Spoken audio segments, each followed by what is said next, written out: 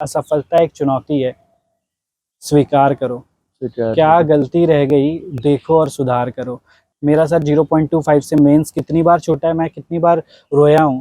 ठीक है, मुझे एक ऐसा टाइम आया जहाँ पे मैं कम्प्लीटली डिप्रेशन में चला गया था कि यार मैंने क्या कर दिया। मैंने पढ़ाई के लिए अपना जॉब्स छोड़ दी है 2-3 जगह। मेरा आईसीआईसीआई बैंक क्लियर हुआ था, आईसीआईसीआई बैंक मैंने छोड़ दिया। फिर उसके बाद 2-3 जॉब्स ऐसी मेरे पास आई थी अच्छी अच्छी। कुछ किए बगैर जय जयकार नहीं होती और जीत की चाय में आपसे मुलाकात नहीं होती अगर ये नहीं होता तो। वाह।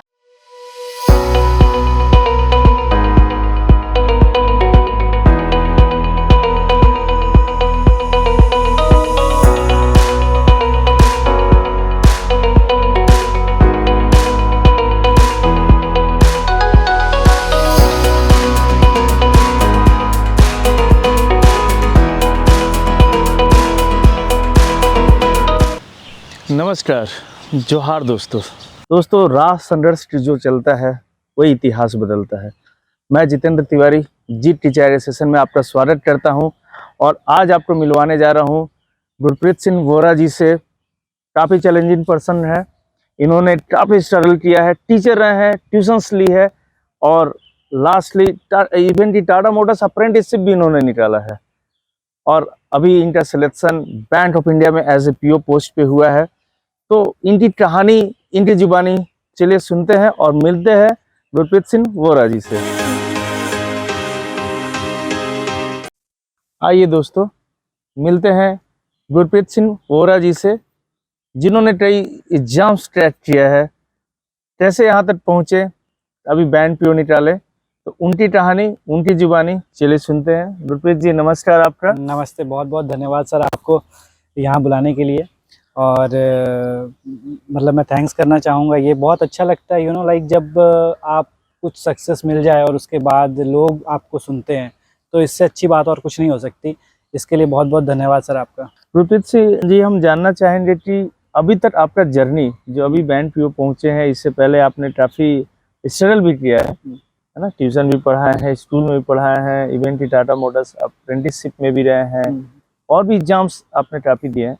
तो जर्नी का मैं चाहूँगा थोड़ा सा डिटेल्स में बताएं, कैसा रहा? सर जर्नी देखिए, अगर हम लोग यहाँ पे आज आए हैं, सक्सेस स्टोरी आप रिकॉर्ड कर रहे हो, और सक्सेस स्टोरी जब हम लोग बोलते हैं तो किसी की भी सक्सेस स्टोरी उठा के देखिए, उसमें हार्ड वर्किंग, डेडिकेशन, ये 2 वर्ड्स तो एक की रोल है, की प्ले करते हैं यहाँ पे। अगर ये 2 वर्ड्स को हटा दें तो किसी की लाइफ में भी मेरे ख्याल से सक्सेस नहीं आ पाएगा। तो सर मेरी लाइफ में भी वैसा ही हुआ है सर। कुछ हम लोग को हार्ड वर्किंग करना पड़ता है। हार्ड वर्क अगर नहीं होंगे, नहीं करेंगे अगर मेहनत, तो हम लोग को नहीं लगता कि हम लोगों को कभी भी सक्सेस मिलने वाला है। तो वैसे ही सर स्टार्टिंग से ही मेरे को कुछ था कि अपनी कम्युनिटी को आगे लेके जाना है, अपनी फैमिली का नाम एक अच्छे स्तर पे लेके जाना है। तो उसके लिए क्या कर सकता हूँ मैं, ठीक है। तो रिसोर्सेज जो अवेलेबल थी मेरे पास, बस पढ़ाई करके कुछ कर सकते हैं। तो सर उसके लिए स्टार्ट हुए एज अ स्कूल टॉपर से वो जो जर्नी स्टार्ट हुई है सर। तो उसके बाद मेरा टाटा मोटर्स में अप्रेंटिस में सिलेक्शन हुआ, ग्रेजुएशन साथ ही साथ चल रही थी। टाटा मोटर्स में जाके फिर फाइनली लाइक वहाँ पे कंप्लीट होने के बाद टाटा मोटर्स में मेरा सिलेक्शन हो गया। बट वहाँ पे जब मैंने जॉब में गया तो वहाँ असेंबली लाइन में हम लोग को वेल्डिंग करनी पड़ती थी, ठीक है। तो जो कि मेरे जो गोल्स थे, जो मेरा एम था कि मैं पढ़ लिख के कुछ सोसाइटी के लिए कर सकूं, ठीक है, दूसरों को इंस्पायर कर सकूं किसी न किसी चीज़ के लिए। तो वहाँ पे मेरे को लगा कि मैं यहाँ के लिए परफेक्ट फिट नहीं हो रहा हूँ। तो फिर उसके बाद डीएवी पटेल नगर में मैंने अपनी प्रिपरेशंस को स्टार्ट किया। कुछ मेरे कलीग्स ने कुछ हम लोग को बताया कि किस तरीके से हम लोग प्रिपरेशन स्टार्ट कर सकते हैं, और वहाँ से फिर मेरी जर्नी स्टार्ट हुई प्रिपरेशन के तौर पे कि हमको अब गवर्नमेंट जॉब लेनी है, गवर्नमेंट जॉब लेके कुछ करके दिखाना है। तो फिर सर वहाँ से एक मोमेंट ऐसा आया, दीदी की शादी आई। दीदी की शादी में फिर हम लोग इतने बिजी हो गए, तो फिर मेरे को वहाँ पे अपनी जॉब को डिसकंटिन्यू करना पड़ा। वहाँ पे मैंने रेजिग्नेशन दिया, फिर अपनी जो प्रिपरेशन में स्टार्ट हो गया। बट प्रिपरेशन के तौर पे ऐसा होता है कि अगर फिनेंशियली आप साउंड नहीं हो, फैमिली बैकग्राउंड उतना फिनेंशियली साउंड नहीं है, तो आपको एज अ पिलर बनना पड़ता है फैमिली के लिए। तो फिर जब मेरी इनकम वहाँ पे कम हो गई, तो फिर नो डाउट मेरे ट्यूशन्स चल रहे थे, बट साथ ही साथ मेरे को फिर लगने लगा कि नहीं, मेरे को फिर एज अ और टीचर, अमाउंट की जरूरत है। हाँ एग्जैक्टली, फिर एज अ टीचर फिर मेरे को कहीं ना कहीं ज्वाइन करना पड़ेगा, या मैं और भी कोई सेक्टर्स देख रहा था, बट ऑल वो जितने भी थे वो सभी प्राइवेट सेक्टर्स थे। राइट। तो मुझे फिर प्राइवेट सेक्टर्स में टीचिंग एक नोबल जॉब है, नोबल प्रोफेशन है, जहाँ पे हम लोग स्टूडेंट्स को कुछ इंस्पायर कर सकते हैं, कुछ दिखा सकते हैं। तो वहाँ पे फिर मैंने सोचा कि भाई यहाँ पे जॉब की वैकेंसी मिली, पता चली मुझे दयानंद पब्लिक स्कूल में। तो as a Dayanand public school में इकोनॉमिक्स टीचर मैंने फिर से ज्वाइन किया, एचओडी। वहाँ पे डीएवी में भी मैं एचओडी था, कॉमर्स और इकोनॉमिक्स का। फिर यहाँ पे भी 11-12 का पढ़ाने का मौका मिला मुझे। और इकोनॉमिक्स का जो एक मतलब ये सब्जेक्ट के साथ मैं इतना प्यार जो है, वो मेरे मेरे जो मुझे स्कूल में हम लोग को पढ़ाया करते थे, जो मेरे क्लास टीचर भी थे, संतोष सर, मैं उनकी बहुत रिस्पेक्ट करता हूँ, क्योंकि मैंने अपनी लाइफ में one of the as a teacher देखा है जो कि लोगों को बहुत ज़्यादा इंस्पायर करते हैं, मोटिवेट करते हैं कि तुम्हें कुछ करना है। और ये टीचर का ही एक स्किल हो सकता है सर, मुझे लगता है, क्योंकि स्टूडेंट्स सबसे ज़्यादा अपने पेरेंट्स या फिर उसके बाद टीचर्स को सुनता है। तो टीचर्स को ऐसा होना चाहिए जो कि इंस्पायर करे, जो कि दिखाए, उनको रास्ता दिखाए कि ये सही जगह है, आपको इस तरीके से आगे बढ़ना है। तो सर ने मुझे किया था स्टार्टिंग में ही, स्टैंडर्ड 11-12 में ही सर क्लास टीचर थे। तो इकोनॉमिक्स के साथ एक मेरा लगाव हो गया था। तो फिर मुझे वो सब्जेक्ट पे ही मुझे लगा कि कमांड अच्छी है मेरी, तो मैं फिर स्टूडेंट्स को पढ़ाने लगा। Okay okay good. तो दयानंद पब्लिक स्कूल में पढ़ाते पढ़ाते ही सर मैं अपनी प्रिपरेशन भी कर रहा था, टाइम बहुत कम मिलता था, जिसके कारण मेरे सिलेक्शंस नहीं हो रहे थे। ये सिलेक्शन का अगर देखा जाए तो सर ऐसा है कि सभी इस रास्ते से गुजरते हैं। पहले प्रीलिम्स उनका क्लियर नहीं होता, 2-3 राउंड होते हैं किसी भी गवर्नमेंट एग्जाम्स में। अगर मैं बैंकिंग की बात करूं तो प्रीलिम्स होता है, मेंस होता है, एंड आफ्टर दैट इंटरव्यू होता है, राइट। तो प्रीलिम्स राउंड को क्रैक करने के लिए बहुत टाइम लग रहा था, क्योंकि आप उतनी प्रिपरेशन कर नहीं पा रहे हो। मैं सुबह स्कूल रहता था, फिर उसके बाद आफ्टर दैट 4 से 9 बजे तक मेरे ट्यूशन्स रहते थे। तो फिर उसके बाद घर आके मेरे को पढ़ाई करनी पड़ती थी। तो almost round you can say like 10 से 12, 10 से 1 बजे तक मैं अपनी पढ़ाई करता था। और बीच में अगर स्कूल में कुछ टाइम मिल गया मुझे, अगर लीजर पीरियड है, तो मैं उसमें अपनी पढ़ाई कर लेता था। तो इसी तरीके से चलते रहा और थोड़ा ज़्यादा समय लगा इसमें। अगर मैं कोई जो आपके चैनल के माध्यम से जो सुन रहे हैं, मैं उनको यही बोलना चाहूँगा कि अगर आप नॉन वर्किंग हो, अगर आपकी फैमिली सपोर्ट करती है आपको, और अगर आप गवर्नमेंट सेक्टर में आना चाहते हो, तो 10 से 12 घंटे आपको देने होंगे एटलीस्ट, जिसके कारण आप एक बार में एग्ज़ाम क्रैक कर जाओ, या फिर 6 महीने 1 साल के अंदर आप एग्ज़ाम क्रैक कर सकते हो। बट पेशेंस आपको रखना होगा। पेशेंस के बिना कोई भी गवर्नमेंट जॉब आपको मेरे ख्याल से नहीं मिलेगी। नहीं मिल पेशेंस पाएगी। रखना पड़ेगा सर। तो सबसे बड़ी बात आ जाती है स्टडी में टाइम मैनेजमेंट। आप बताया कि आप स्कूल में भी थे, ट्यूशन भी खुद पढ़ाते थे, उसके बाद टाइम मैनेज करना, तो ये सभी हो पाता था? सर टाइम मैनेजमेंट तो अपने आप को देखना पड़ता है कि किस तरीके से आप टाइम मैनेज कर सकते हो। अगर आपका गोल है, अगर आपका एम उतना बड़ा है, तो आप ही को टाइम मैनेज करना है सर, कोई दूसरा आके आपको तो नहीं दे सकता कुछ। तो टाइम मैनेज का ऐसा सीन था कि सर स्कूल के बाद अपना ट्यूशन्स में भी मैं मैथ्स पढ़ाया करता था। फिर इकोनॉमिक्स कॉमर्स के साथ मैं जुड़ा हुआ था, ठीक है, जो कि मेरे को लगता है कहीं ना कहीं से पढ़ाई के साथ आप जुड़े हुए थे, जो कि मेरे को हेल्प करते चला गया कि नहीं, मुझे पढ़ाई के ही करके मुझे कुछ दिखाना है। और शाम में फिर जब घर आता था मैं फिर मॉक्स, पहले अपना बेसिक्स क्लियर किए मैंने, ठीक है। फिर उसके बाद अपना मॉक्स स्टार्ट कर दिया मैंने, मॉक्स लगाने डेली में आके। एक मॉक तो एटलीस्ट मेरी रूटीन में था कि मुझे एक मॉक आके देना है और उसके बाद उसको एनालाइज करना है। और इसका प्रिपरेशन आप कैसे करते थे, कैसे तैयारी करते थे इसका? मैंने हर कोई होता है, प्रिपरेशन तो हर कोई करता है, हाँ, बट क्रैक नहीं कर पाता है, कहीं ना कहीं कुछ कमी रह जाती है। एग्जैक्टली। तो कैसे आप प्लानिंग करते थे और कैसे प्रैक्टिस करते थे? सर इसके लिए मैं एक पोएम बताना चाहूँगा, बहुत ही फेमस पोएम है, सबने सुनी है वो कविता। लेकिन वो कविता से मेरे को लगता है कि वो कविता सबके लाइफ में, जिसकी भी सक्सेस स्टोरी आप सुन रहे होगे, तो उसके लाइफ में ये कविता जरूर आएगी। लहरों से डरकर नौका पार नहीं होती, मेहनत करने वालों की कभी हार नहीं होती। राइट। तो द थिंग इज दैट कि सर आप अगर चल पड़े हो किसी चीज को, आपने गोल मान लिया है, अचीव करना है, तो सर वहाँ पे आपको बहुत सारे रिस्ट्रिक्शन, बहुत सारे ऑब्स्टेकल्स आते चले जाएंगे। राइट। लेकिन वो आपको डिसाइड करना है कि आपकी डेडिकेशन, आपकी डिटर्मिनेशन कितनी स्ट्रांग है कि आपने उसको निकालना है, आपने उसको क्लियर करना है। मतलब अपने पसीने को अपने कपड़ा बना लेने का है। Exactly, और उसी के सहारे आगे बढ़ने का है। Exactly. तो ये होता है, तो ये तो बहुत अच्छा। लेकिन अभी का जैसा है कि सभी सोशल मीडिया के दीवाने हैं, फेसबुक हुआ, इंस्टाग्राम हो गया, ट्विटर है, व्हाट्सएप है, हम्म। आप यूज करते थे और कितना इसमें टाइम दे एग्जैक्टली पाते सर, थे? इंस्टाग्राम फेसबुक तो एक ऐसा चीज़ है कि देखिए अभी अभी की जितनी भी यूथ है, यंग जनरेशन है, मैं बोलूँ तो आधे से ज़्यादा 90% 95% लोग इस पे ही आज जुड़े हुए हैं और इतना ज़्यादा टाइम दे देते हैं, उनको पता नहीं चलता है। पता नहीं। अगर सर आप रील्स देखने लगो तो रील्स में आपका इतना समय बीत जाता है कि आपको पता ही नहीं चल पाता है।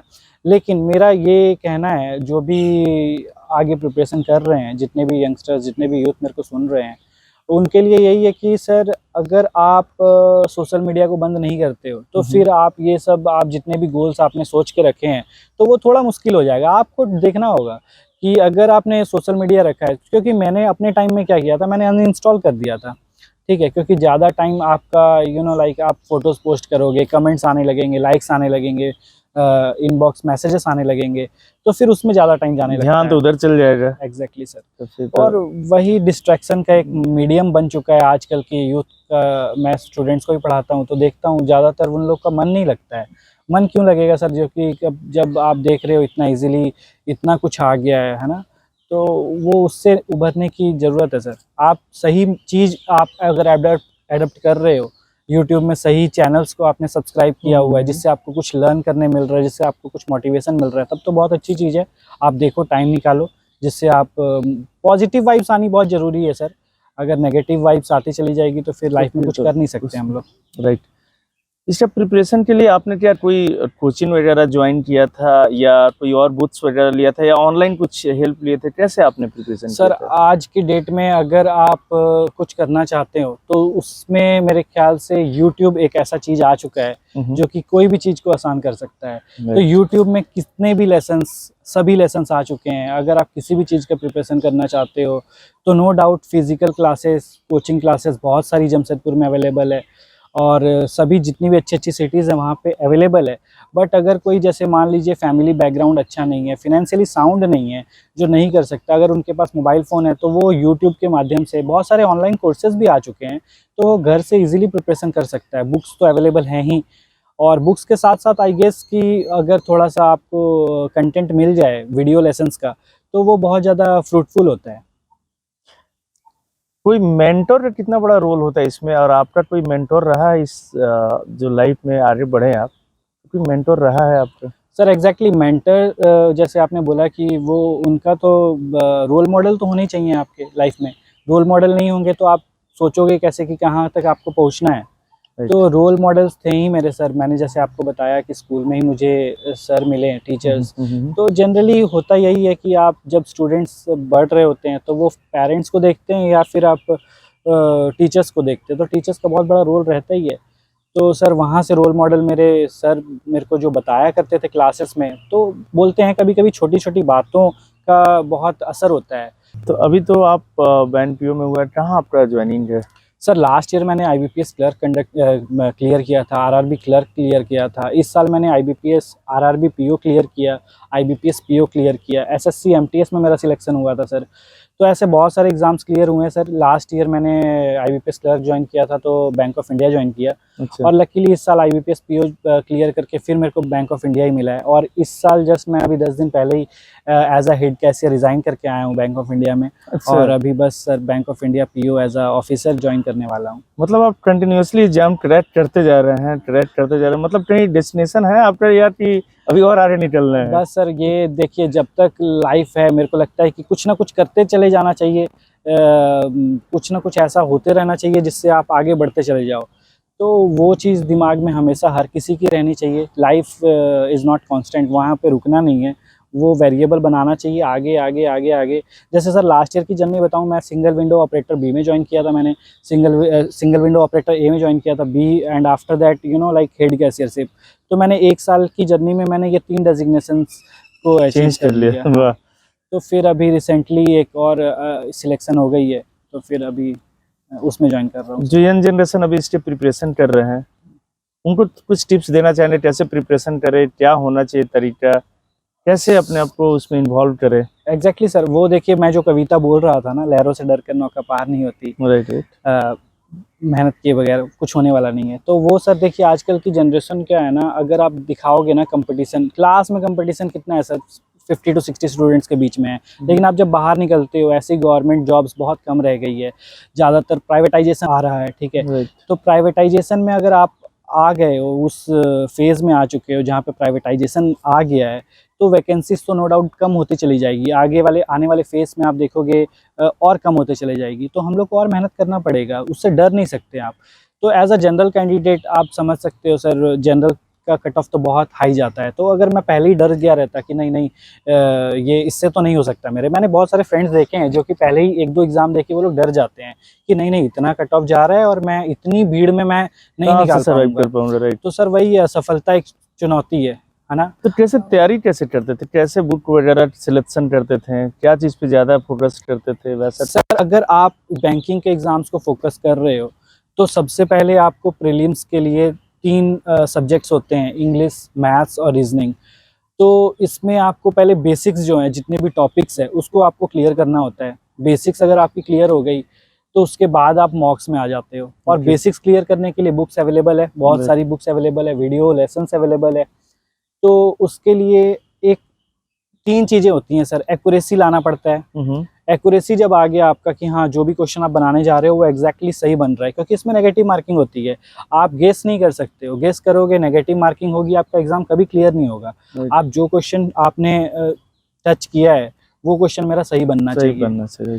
तो उसके लिए आपको एक्यूरेसी पर वर्क करना होगा। एक्यूरेसी कैसे आएगी sir? Practice makes a man perfect. आप जितनी बार क्वेश्चंस बनाते चले जा रहे हो, जितनी बार वो टॉपिक्स आप कवर करते चले जा रहे हो, वो आपका नरिश होते चले जाएगा और वो एक टाइम आएगा एक्यूरेसी आपकी 100% आ जाएगी। एक्यूरेसी के बाद आता है सर स्पीड, क्योंकि यहाँ पे करोड़ों लाखों की भीड़ चल रही है सर। लाखों की भीड़ में आप बैठे हो और उसमें सिलेक्शन आपका 1000-2000 के अंदर आना चाहिए रैंक। 2000 तो अब बहुत ज़्यादा ही बोल रहा हूँ, उससे भी कम में ही आ गया है अब तो।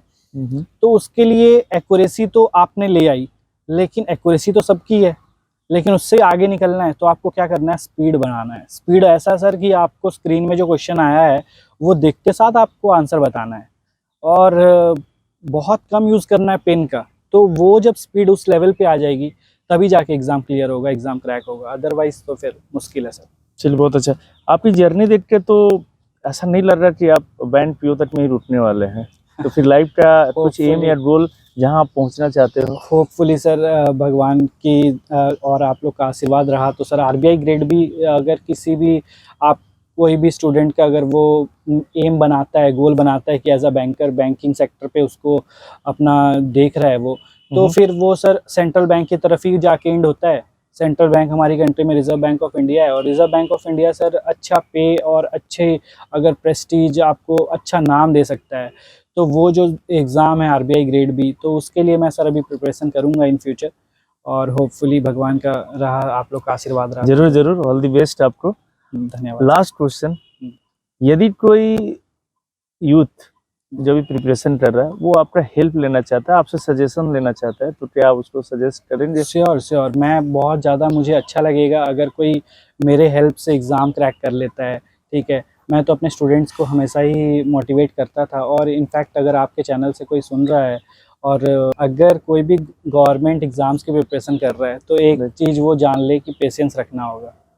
तो उसके लिए ही सर वो जो कविता है ना सर, उसमें ये स्टैंजा है, असफलता एक चुनौती है, स्वीकार करो, क्या गलती रह गई देखो और सुधार करो। तो प्रीलिम्स नहीं निकलेगा मेरा सर, 0.25 से मेंस कितनी बार छोटा है, मैं कितनी बार रोया हूँ, ठीक है। मुझे एक ऐसा टाइम आया जहाँ पे मैं कम्प्लीटली डिप्रेशन में चला गया था कि यार मैंने क्या कर दिया, मैंने पढ़ाई के लिए अपना जॉब्स छोड़ दी है 2-3 जगह। मेरा आईसीआईसीआई बैंक क्लियर हुआ था, आईसीआईसीआई बैंक मैंने छोड़ दिया। फिर उसके बाद 2-3 जॉब्स ऐसे ही मेरे पास आई थी अच्छी प्राइवेट सेक्टर में ही बट मैंने सब छोड़ दिया, और उसके बाद मुझे एक ही गोल था कि गवर्नमेंट सेक्टर में जाना है। तो सर वो मैं बोलना चाहूँगा, जो असफलता एक चुनौती है ना, जो फेलियर से डर गया उसको कभी सक्सेस नहीं मिलने वाला। फेलियर तो आपका एज अ रोल वो आपकी लाइफ में रहेगा, पार्ट ही है ही, वो तो अप डाउन आएंगे ही लाइफ। Exactly sir, exactly. तो लास्ट स्टैंजा मैं अपने यूथ को बोलना चाहूँगा, कुछ किए बगैर जय जयकार नहीं होती, और जीत की चाय में आपसे मुलाकात नहीं होती अगर ये नहीं होता तो सर वही मैं एट लास्ट वही बोलना चाहूँगा, थोड़ा सा पेशेंस रखें। जितने भी स्टूडेंट्स प्रिपरेशन कर रहे हैं तो उसके लिए पेशेंस रखना होगा। तो इसके लिए अगर मेरे हेल्प से किसी का भी एग्ज़ाम क्रैक होता है तो चलिए। मैं सौभाग्यशाली हूँ बस। चलिए, बहुत अच्छा लगा आपसे मिलके। आपने काफ़ी सारी जानकारियाँ दी, काफ़ी अच्छा से डिटेल्स में बताया, और सबसे अच्छी लगी कि आप यूथ को हेल्प भी करना चाह रहे हो, और आगे और यूथ भी होंगे मोटिवेटेड आपसे। चलिए, इसके लिए आपका बहुत बहुत बहुत धन्यवाद। बहुत धन्यवाद, बहुत बहुत। ये थे गुरप्रीत सिंह बोरा जी, जिन्होंने अपनी लाइफ जर्नी बताई। काफ़ी स्ट्रगल के बाद सक्सेस मिला। ऐसे ही लोगों से आपको मिलवाते रहूँगा, बस आप साथ देते रहिए।